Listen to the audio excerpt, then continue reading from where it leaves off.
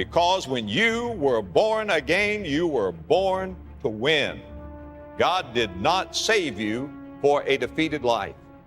God's plan for you, precious friend, is victory. And He has a plan for you for victory in your thought life. Whatever has wounded you, whatever you hide, whatever happened. See, when Jesus shows Thomas his scars, I'm glad he kept his scars. I'm glad he kept that part. I'm glad he didn't stay dead, but I'm also glad that he came out scarred, because that gives me hope. To put Him first, we need to follow Him. To follow Him. To have friendship and fellowship with Him. And ultimately, to put your faith in Him. Would you do the world a favor and be you?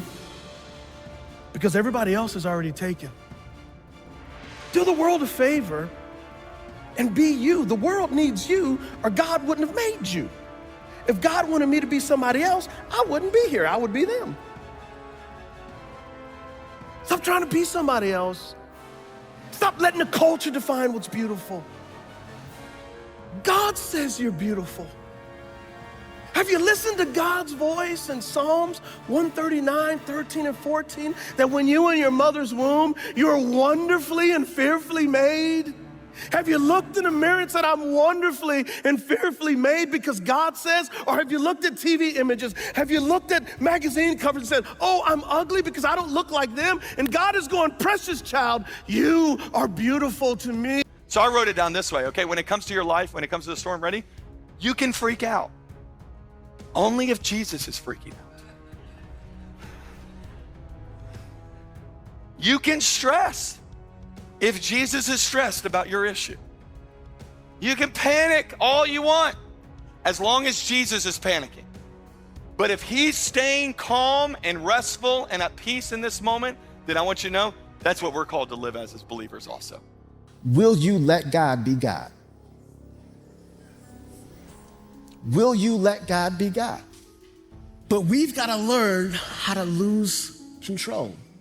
Honestly, I would much rather know that I've got a God who is awesome, who's mighty, who's powerful, who's great, who is indescribable, knowing that I have Him be in control versus me having stuff in my hands and trying to control it. Because in my hands, I guarantee you I'm gonna mess it up. But in His hands, it's gonna be all right. Just trust God and let be what's going to be. Then I can reflect on the fact that, hey, if God be for me, then who in the world can be against me? And even though things don't look like how I want them to look, and even though I don't feel how I want to feel, and even though I don't got the most money in the bank, here's what I am gonna do. I'ma still remain faithful and obedient. Because I know I can sit back, trust God, because if this is where He has me, then there must be something for me. One of the lessons that I learned was how to sit and trust. Sit and trust. And that's your choice. And so when you're going through hard things, you got two choices. You can give in and give up, or you can get strong. Amen? And I believe that we can do anything that God gives us to do, but the one thing we cannot do is give up when it gets hard. Jesus Christ commanded the church to fear not. Fear is mentioned in the Bible over 600 times. It's no small subject in the Word of God. From Genesis to Revelation, Abraham to John on the Isle of Patmos, we hear that commandment given over and over, fear not. That command was given to Abraham. That command was given to Israel. That command was given to Moses. It was given to David, who ran from Saul for years, who lived in caves before he became a king. That command was given to Daniel, who was going into the lion's den. That command was given to the city of Jerusalem, to Peter, who was sinking in the swirling tide of the Sea of Galilee, to Paul, who had been on a ship for 14 days, and it looked like all would be lost. The angel of the Lord appeared and said, fear not, fear not. If you're going through a storm, the first lesson you got to learn is God is always with you if you're a believer. There will be nothing I will face or you the rest of our life alone. Jesus is in my boat. He's in there. He's in my life and in my boat. And if you're a believer, He's in your boat too. God promises every believer, "Lo, I am with you always. I will never leave you or forsake you."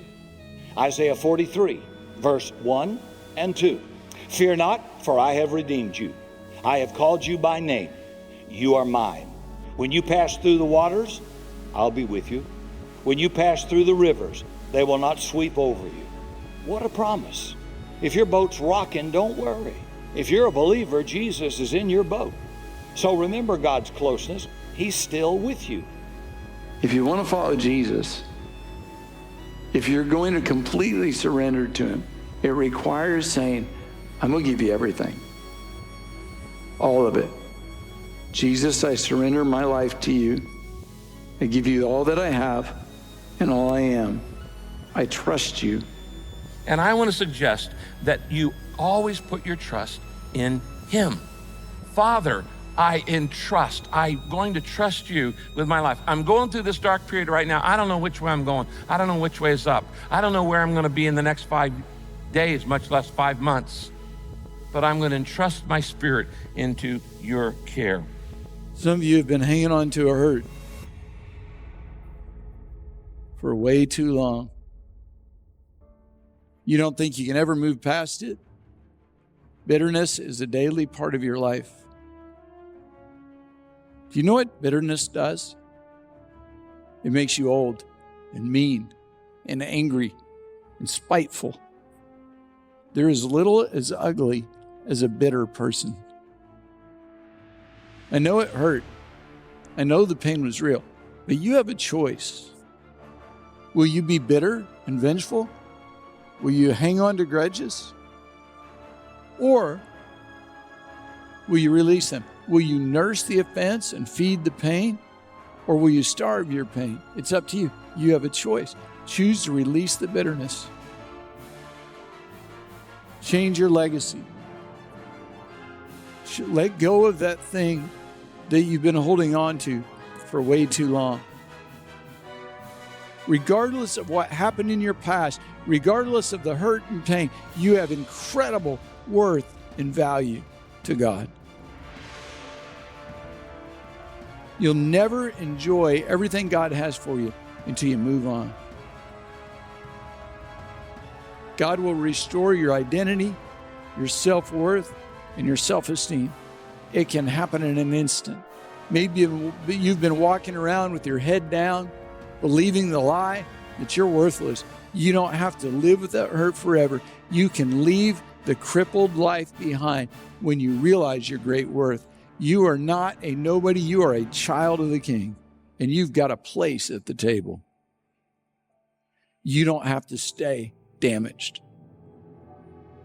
You can be whole. You don't have to carry around those hurts anymore. You can be fully restored. Accept God's healing. Satan wants to pull you one way, God the other. Satan has never done you any good. He's lied to you, deceived you, and made you promises. Not a single one of them has ever come true.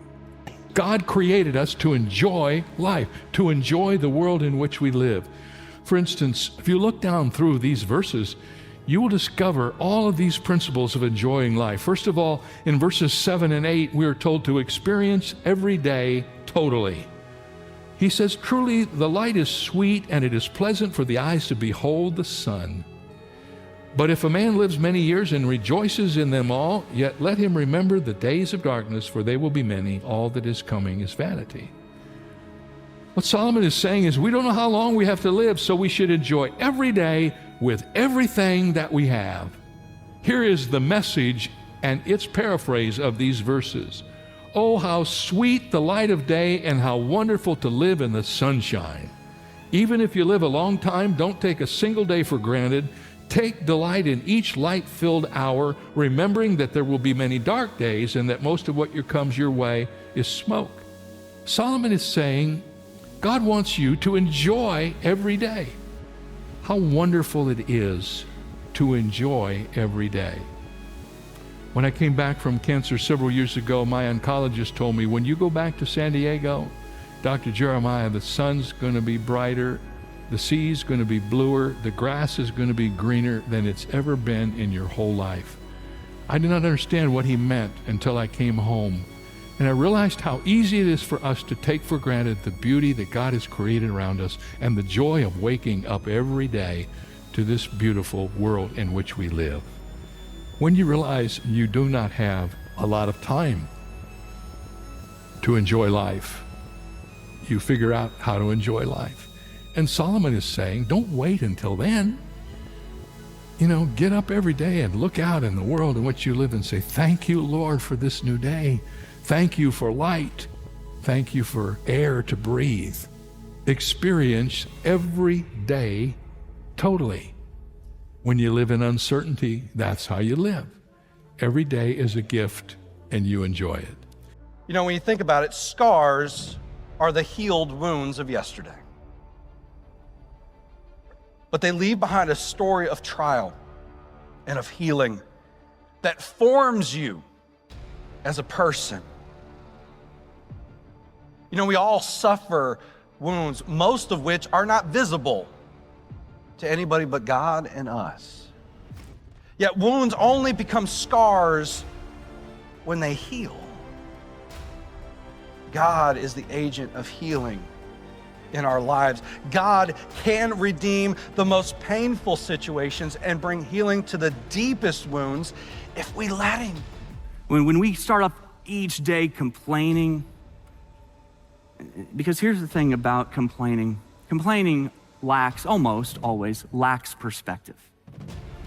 What we are missing in the midst of our negative attitude and our complaining and whining is perspective. Instead of focusing on the goodness and the grace of God in our lives, we get fixated on what we don't have, on what someone else has instead of us. And we can lose perspective. And we just forget about how we've been blessed. God, forgive me for the days I've not been grateful.